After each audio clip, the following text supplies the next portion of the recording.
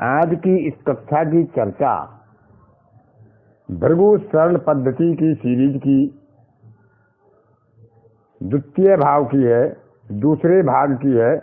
पहले भाग में शनि से चतुर्थ भाव का प्रभाव बताया गया था कि शनि अपने से चतुर्थ भाव के किसी कारकत्व की हानि करता है।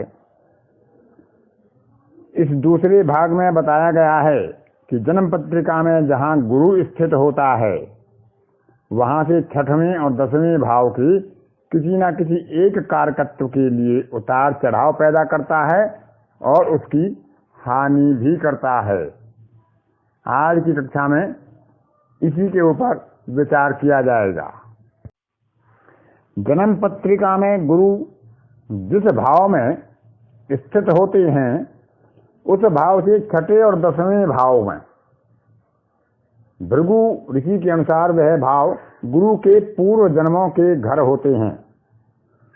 पूर्व जन्मों के किए गए पाप अथवा पुण्य संचित कर्म के रूप में एकत्र होकर इस जन्म में हमें प्रारब्ध के रूप में प्राप्त होते हैं। अतः गुरु जहाँ स्थित होते हैं उनसे छठे और दसवें भाव के किसी न किसी एक कारकत्व के बारे में पहले उतार चढ़ाव पैदा करते हैं और कम से कम किसी एक कारकत्व की फिर समूल हानि कर देते हैं। उदाहरण के लिए हम भगवान रामचंद्र की कुंडली लेते हैं। उनका गुरु लग्न में उच्च राशि में चंद्रमा के साथ गज केसरी योग बनाकर बैठा है।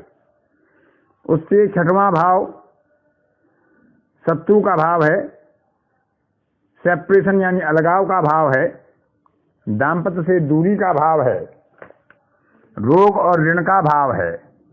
छठे भाव में राहु विराजमान है जो असुर जाति का कारक होता है और सब जानते हैं कि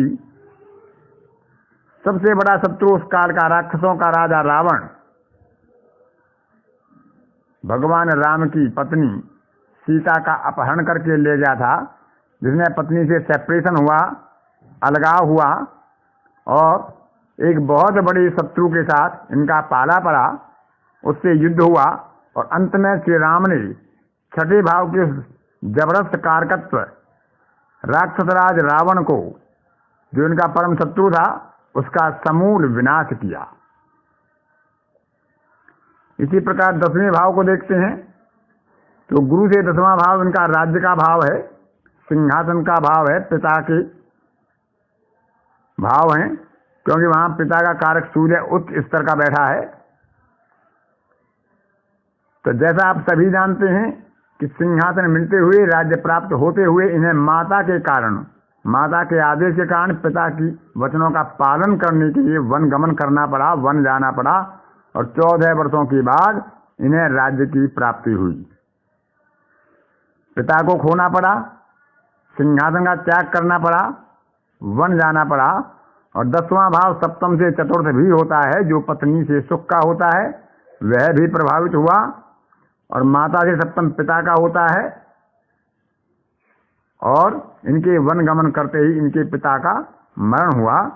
इस प्रकार छठे और दसवें भाव जो गुरु से पढ़ते हैं उनके किसी न किसी कारकत्व की हानि होती है या उनमें बैठे हुए ग्रह जिन वस्तुओं के या जिन संबंधों के कारक होते हैं उनकी भी हानि संभव है।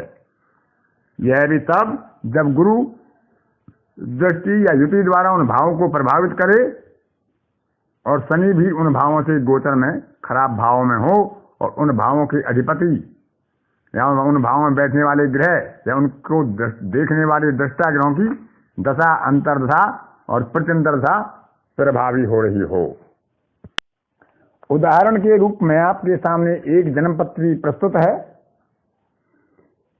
जो आपके सामने स्क्रीन पर खुली हुई है। इसमें मकर लग्न है, लग्न से 12वें है, द्वितीय भाव में मंगल है, गुरु भाग्य भाव में है, धर्म भाव में है, व्यक्ति को धार्मिक बनाता है, धार्मिकता में उसकी रुचि को बढ़ाता है।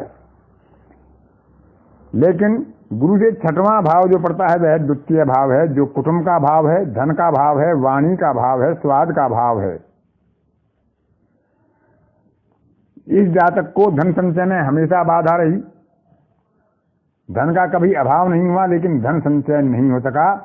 और एक बार इन्होंने धन संचय किया भी इन कैश नकदी में, तो चोरी के द्वारा उस नकद धन की हानि हुई। बार बार इन्हें कुटुंब से दूर रहना पड़ा, लेकिन फिर भी इनका कुटुंब विशाल है, बड़े परिवार से संबंध है, परिवार बड़ा है। द्वितीय भाव में मंगल बैठा है, तो मंगल पर भी प्रभाव होता है। मंगल 11वें घर का मालिक है, 11वां घर बड़े भाई का है, तब बड़े भाई अल्पायु में ही ईश्वर को प्रिय हो गए। और चतुर्थ भाव है जो वाहन का है, घर का है, भौतिक सुखों का है, उनमें भी उतार चढ़ाव रहा। जीवन में अनेकों बार मकान बनवाए, फिर उनको छोड़ा, फिर नया मकान बनवाया। इस प्रकार बार बार परिवर्तन करते रहे। अनेकों मकानों का सुख प्राप्त हुआ, लेकिन उसमें भी स्थिरता नहीं रही, क्योंकि वहां षष्ठेश बुध केतु के साथ विराजमान है चतुर्थ भाव में।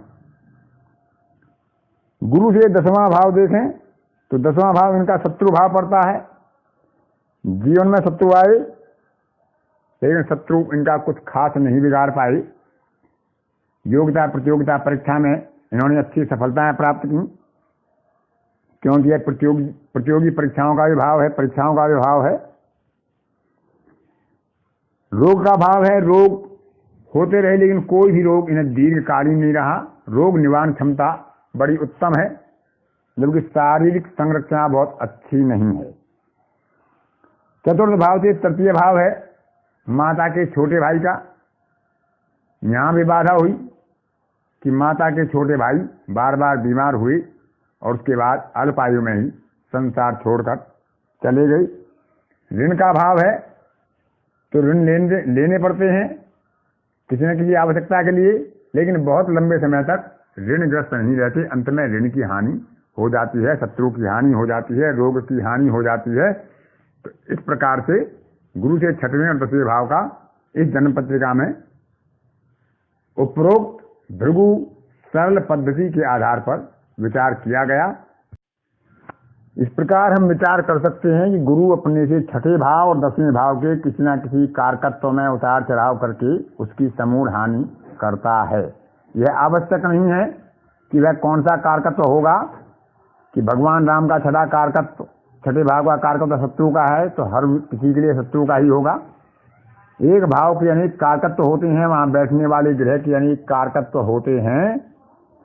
यह आपके लिए और सभी ज्योतिषियों के लिए शोध का विषय हो सकता है कि कौन सा कारकत्व हानि पाएगा, कौन सा कारकत्व हानि नहीं उठाएगा।